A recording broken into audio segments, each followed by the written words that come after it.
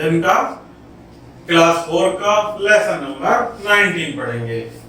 इसका नाम है महान व्यक्तित्व, ग्रेट पर्सनालिटीज। तो आइए प्यारे बच्चों, हम साथ मिलकर पढ़ते हैं लेसन नंबर 19।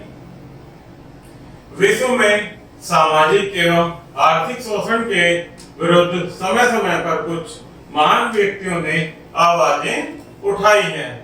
अर्थात समय समय पर विश्व के कुछ महान व्यक्तियों ने सामाजिक आर्थिक शोषण के विरुद्ध आवाज उठाई है। जिस प्रकार भारत में जाति प्रथा के कारण सामाजिक भेदभाव था, उसी प्रकार विश्व के अन्य देशों में भी रंग भेद की नीति के कारण भेदभाव फैले हुए थे। कौन सी नीति के कारण? रंग भेद की नीति के कारण। कुछ शासन से जुड़े लोग बहुत विलासी जीवन व्यतीत करते थे, जबकि आम जनता का जीवन बड़ा कष्टप्रद था। अर्थात जो लोग शासन से जुड़े हुए थे उनका जीवन अत्यंत सहज था, उनकी तुलना में जो आम जनता थी उनका जीवन बहुत ही कष्ट वाला था। कहीं कहीं शासक स्वयं को ईश्वर का दूत बताकर जनता का शोषण करते थे। ईसाई धर्म के पुजारी भी विलासी जीवन व्यतीत करते थे। अर्थात कभी कभी ईश्वर का दूत बताकर शासक स्वयं को ईश्वर का दूत मानते थे और जनता का शोषण करते थे। संसार में समय समय पर जन्मे अनेक विचारकों ने इन प्रथाओं का विरोध किया। जो समय समय पर महान व्यक्तित्व हुए हैं उन्होंने इन प्रथाओं का समय समय पर विरोध किया है और एक मानवतावादी दृष्टिकोण का प्रसार किया है। अर्थात मानवतावादी दृष्टिकोण को उन्होंने बढ़ावा दिया है। सुकरात जो हमारे महान व्यक्तित्व हैं उनमें एक ऊंचा नाम है सुकरात, तो उनके बारे में पढ़ेंगे। सुकरात का जन्म यूनान की राजधानी एथेंस में 469 ईसा पूर्व में हुआ था। कहाँ हुआ था प्यारे बच्चों सुकरात का जन्म? यूनान की राजधानी एथेंस में 469 ईसा पूर्व में। वह अपने समय के महान विचारक एवं दार्शनिक थे। उस समय यूनान के लोग बहुत अंधविश्वासी थे, अर्थात किसी भी बात पर बहुत जल्दी विश्वास कर लेते थे। वे राजा की पूजा ईश्वर के रूप में करते थे, अर्थात राजा को ही अपना ईश्वर मानकर पूजते थे। प्राकृतिक घटनाओं जैसे बादलों का गरजना, बिजली का चमकना आदि को वे ईश्वर का कोप मानते थे। जो वर्षा हो रही है या बादलों का गर्जन हो रही है और वर्षा के समय बिजली का चमकना इत्यादि घटनाओं को क्या करते थे? वो ईश्वर का रूप मानते थे। सुकरात ने लोगों को सत्य और तर्क पर आधारित विचारों का मानने का उपदेश दिया। उन्होंने लोगों से राजा को ईश्वर की तरह पूजने से मना किया। इस यूनान के शासकों ने सोचा कि सुकरात लोगों को गुमराह कर रहे हैं, अर्थात वो उन्हें अगर सही राह दिखा रहे हैं तो वो उनको विरोध करते थे। वो मानते थे कि सुकरात लोगों को गुमराह कर रहे हैं। उन्हें डर हो गया कि सुकरात उनकी सत्ता को चुनौती दे रहे हैं, अतः सुकरात को मृत्यु दंड दिया गया। जब उन्होंने सोचा कि सुकरात ये गलत कर रहे हैं और उन्हें गुमराह कर रहे हैं, तो सुकरात को मृत्यु दंड दिया गया। उन्हें कारागार में विष का प्याला पीने के लिए कहा गया। उन्होंने निडर होकर विष का प्याला पी लिया, अर्थात उन्हें जहर का प्याला देकर उनकी मृत्यु कर दी गई। दूसरे महान व्यक्ति हुए हैं प्यारे बच्चों अब्राहम लिंकन। अब्राहम लिंकन सन 1861 में संयुक्त राज्य अमेरिका के 16वें राष्ट्रपति बने। कौन थे अब्राहम लिंकन? अमेरिका के 16वें राष्ट्रपति। कब बने थे प्यारे बच्चों? 1861 में। राष्ट्रपति बनते ही उन्हें एक गंभीर समस्या का सामना करना पड़ा। यह समस्या थी गुलामी की प्रथा, अर्थात गुलामी की जो प्रथा चली आ रही थी। अब्राहम लिंकन इस प्रथा के विरुद्ध थे। यह एक अमानवीय प्रथा थी। इस प्रथा के अंतर्गत गुलामों को पशुओं की तरह बाजार में बेचा और खरीदा जाता था, अर्थात पशुओं की भांति उनके साथ व्यवहार किया जाता था, जिसके खिलाफ अब्राहम लिंकन विरोध में थे। इन गुलामों को मुख्य रूप से कपास के खेतों में काम करने के लिए लगाया जाता था, अर्थात इनसे गुलामों की तरह कपास की खेती करवाई जाती थी। गुलामी की प्रथा को समाप्त करने के लिए एक सबसे बड़ी बाधा यह थी कि इस विषय पर संयुक्त राज्य अमेरिका के उत्तरी राज्यों में एवं दक्षिण राज्यों में मतभेद था, अर्थात आपस में संयुक्त राज्य अमेरिका में उत्तरी तथा दक्षिण के राज्यों में मतभेद था। इस विषय पर दक्षिणी राज्य एक अलग देश की मांग कर रहे थे, अर्थात इस प्रथा के लिए दक्षिणी राज्य का क्षेत्र एक अलग देश की मांग कर रहे थे, क्योंकि अधिकतर गुलाम दक्षिणी राज्यों के थे जहां कपास की खेती होती थी। क्यों कर रहे थे वो अलग देश की मांग? क्योंकि वो अधिकतर गुलाम दक्षिण देश के थे और वहां पर ही अधिकांश क्षेत्र में कपास की खेती होती थी। उत्तरी राज्य इस प्रथा के विरुद्ध थे। अब्राहम लिंकन का कहना था कि वह प्रथा अमेरिकी संविधान के विरुद्ध है, अर्थात यह प्रथा अमेरिकी संविधान में नहीं है, ये उसके विरुद्ध है।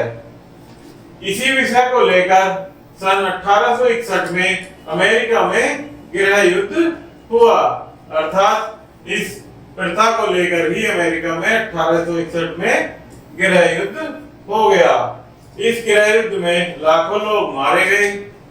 गृह युद्ध आरंभ होने के शीघ्र पश्चात अब्राहम लिंकन ने घोषणा की कि अब दास प्रथा का समाप्त किया जा रहा है और सभी दास स्वतंत्र हैं, अर्थात जैसे ही यह युद्ध शुरू हुआ तभी जो अमेरिका के राष्ट्रपति थे अब्राहम लिंकन, तो प्यारे बच्चों उन्होंने क्या किया कि इस दास प्रथा का अंत कर दिया और जो भी दास थे, जो भी गुलाम थे, उनको स्वतंत्र कर दिया।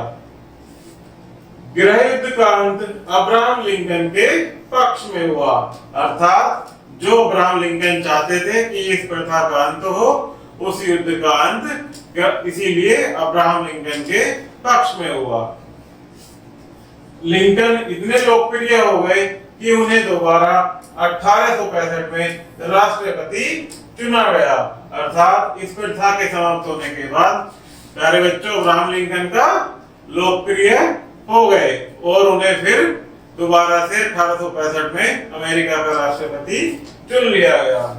परंतु चुनाव के शीघ्र बाद ही जॉन विल्किस बूथ ने उनकी हत्या उस समय कर दी जब वे अपनी पत्नी के साथ एक थिएटर में नाटक देख रहे थे, अर्थात किसने की? अब्राहम लिंकन की हत्या जॉन विल्किस ने। कब कहां पर की प्यारे बच्चों? जब अब्राहम लिंकन अपनी पत्नी के साथ थिएटर में नाटक देख रहे थे। उनका नाम आज के लोकतांत्रिक युग में बड़े आदर के साथ लिया जाता है। नेक्स्ट में हमारे महान व्यक्ति कार्ल मार्क्स। तो आइए प्यारे बच्चों उनके बारे में पढ़ते हैं। 18वीं शताब्दी में ब्रिटेन में औद्योगिक क्रांति आरंभ हुई। कब हुई ब्रिटेन में औद्योगिक क्रांति का आरंभ? 18वीं शताब्दी में। इस औद्योगिक क्रांति के फलस्वरूप उद्योगपति बहुत धनी होने लगे, अर्थात यह औद्योगिक क्रांति जब हुई तो वहां के लोग अत्यधिक धनी होने लगे। मजदूरों की आर्थिक दशा सोचने होती चली गई। उद्योगपति का लाभ अधिकांश भाग स्वयं लोग हड़प लेना चाहते थे, अर्थात उद्योगपति जो भी उसमें लाभ होता था उसे स्वयं हड़प लेते थे, जिससे मजदूरों की स्थिति और अधिक दयनीय और शोचनीय होती चली गई। इसके कारण आर्थिक विषमता उत्पन्न हो गई। इस प्रकार की अर्थव्यवस्था को पूंजी अर्थव्यवस्था कहा गया। ऐसी अर्थव्यवस्था को क्या कहा गया प्यारे बच्चों? पूंजी अर्थव्यवस्था, पूंजीवादी अर्थव्यवस्था कहा गया। इसमें उत्पादन के साधनों का स्वामित्व व्यक्तिगत हो गया था, अर्थात जो उत्पादन के साधन थे वो सब क्या हुए थे? व्यक्तिगत। कार्ल मार्क्स ने, जिनका जन्म 1818 में जर्मनी में हुआ था, इस व्यवस्था का विरोध किया, अर्थात जो कार्ल मार्क्स थे उन्होंने इस व्यवस्था का विरोध किया। उन्होंने फैक्ट्रियों के मालिकों द्वारा मजदूरों के शोषण का विरोध किया। उनका कहना था कि उत्पादन के साधनों पर पूरे समाज का स्वामित्व होना चाहिए और उनका लाभ सभी को समान रूप से मिलना चाहिए।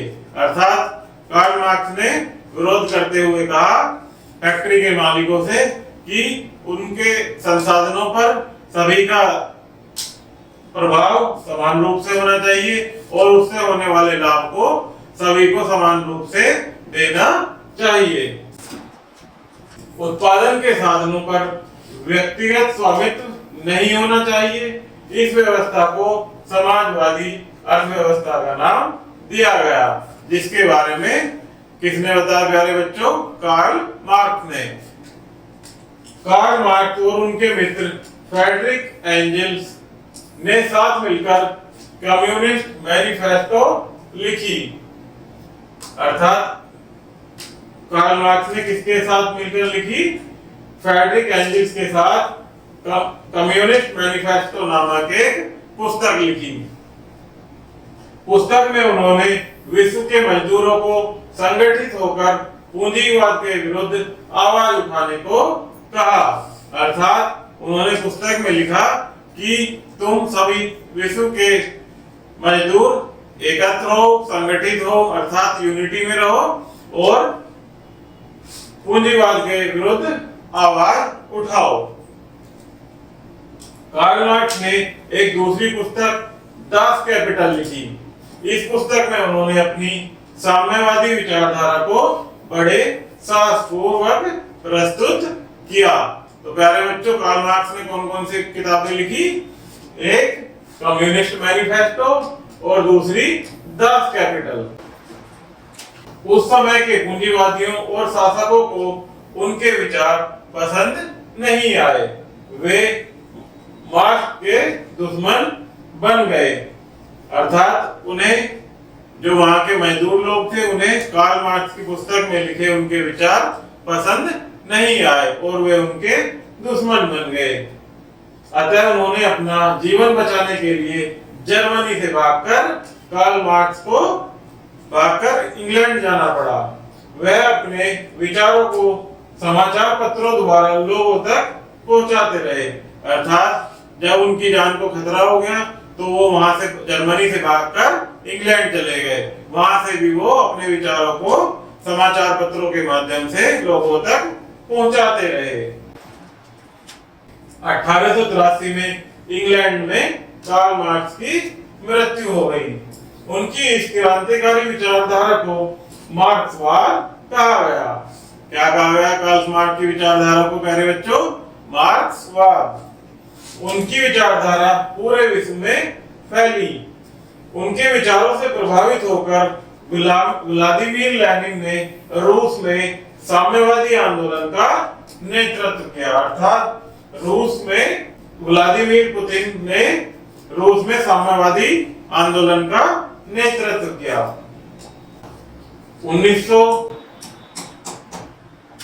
1917 में रूस में एक विद्रोह भड़क उठा। जार शासकों के शासन को समाप्त कर दिया गया और लेनिन के नेतृत्व में एक साम्यवादी सरकार बनी। अर्थात लेनिन के शासन में एक साम्यवादी सरकार का गठन हुआ। साम्यवाद विश्व के अनेक भागों में फैला। लेनिन की 1924 में मृत्यु हो गई और उसके पश्चात स्टालिन ने सत्ता संभाली। तो लेनिन के मृत्यु के पश्चात किसने सत्ता संभाली प्यारे बच्चों? स्टालिन ने। कार्ल मार्क्स को अब भी याद किया जाता है क्योंकि उन्होंने मानव समानता की विचारधारा का सूत्रपात किया, अर्थात उन्होंने मानवता को एक समान रखने का विचार दिया। नेक्स्ट हमारे महान व्यक्ति हुए हैं Martin Luther king. Martin Luther king का जन्म अमेरिका के एक निग्रो परिवार में 1929 में हुआ था। अर्थात ये कहां के निवासी थे? मार्टिन लूथर अमेरिका के एक निग्रो परिवार के निवासी थे जिनका जन्म 1929 में हुआ था। अब्राहम लिंकन ने अमेरिका में दास प्रथा को समाप्त कर दिया था, परंतु अब भी अमेरिका के श्वेत लोग काले लोगों के साथ भेदभाव करते थे। अर्थात जो गोरे लोग थे, श्वेत लोग थे प्यारे बच्चों, वो काले लोगों के साथ भेदभाव करते थे। उन्हें उन होटलों, पार्कों तथा सार्वजनिक स्थानों में जाने की अनुमति नहीं थी। किन्हें नहीं थी प्यारे बच्चों? काले लोगों को होटलों व पार्कों में जाने की अनुमति नहीं थी। जहां श्वेत लोग जाते थे वहां उनको जाने की अनुमति नहीं होती थी। मार्टिन लूथर किंग ने उच्च शिक्षा प्राप्त की, परंतु उनके साथ भी निग्रो होने के कारण दुर्व्यवहार किया जाता था। जैसे काले लोगों के साथ व्यवहार किया जाता था, ऐसे ही इनके साथ भी निग्रो होने के कारण उसी प्रकार का दुर्व्यवहार किया जाता था। उन्होंने अमेरिका में रह रहे निग्रो जाति के लोगों के लिए समान अधिकारों की मांग की। उन्होंने महात्मा गांधी का असहयोग आंदोलन का मार्ग अपनाया। इन्होंने अपनाया प्यारे बच्चों महात्मा गांधी का असहयोग आंदोलन का मार्ग मार्टिन लूथर ने। उन्होंने भी महात्मा गांधी की तरह अहिंसा की नीति अपनाई। उन्होंने काले लोगों से बसों में यात्रा करने से मना किया क्योंकि बसों में काले लोगों को तब तक खड़ा रहना पड़ता था जब तक कि सभी श्वेत यात्रियों को बैठने के लिए सीट नहीं मिल जाती।